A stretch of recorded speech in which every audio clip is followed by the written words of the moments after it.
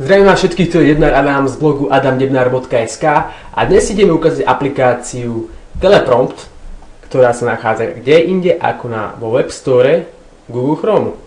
Takže ak používate Google Chrome, kliknite si na Web Store, napíšte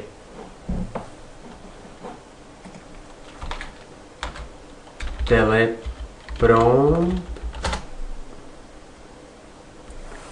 kliknite naň a dáte si install. Behom sekundy ho máte nainštalovaný. A čo to vlastne robí táto aplikácia? No tak táto aplikácia je hlavne pre tých, čo veľa čítajú na internete. A myslím si, že dosť veľa ľudí číta na internete, pretože zatiaľ je internet prevažne o čítaní, i keď videá začínajú rozmnožovať, aj teraz sa na mňa vlastne pozeráte, ale keď čítate, čo ešte veľa budete, tak táto aplikácia je podľa mňa úplne stvorená pre vás. Povedzme si, že máme dlhý text. Tak čo robíme s dlhým textom? Väčšinou takto scrollujeme. A niekedy to je otravné. Stále si to posúvať. Tak čo môžeme spraviť?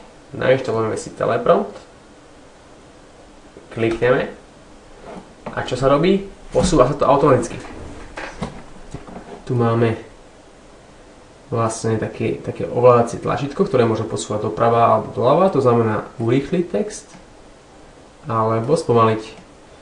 Môžete sa nastaviť vlastne na vašu rýchlosť čítania a takýmto spôsobom môžete prečítať takýto brutálny, dlhý článok bez toho, aby ste sa zaoberali vašou pravou rukou a bez toho, aby ste si to posúvali alebo koliečkom scrollovali.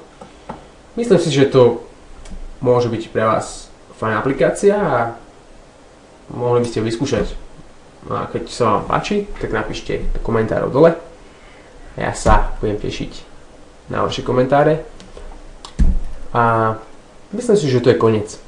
Takže prajem vám príjemný večer a príjemné skúšanie aplikácií Teleprompt.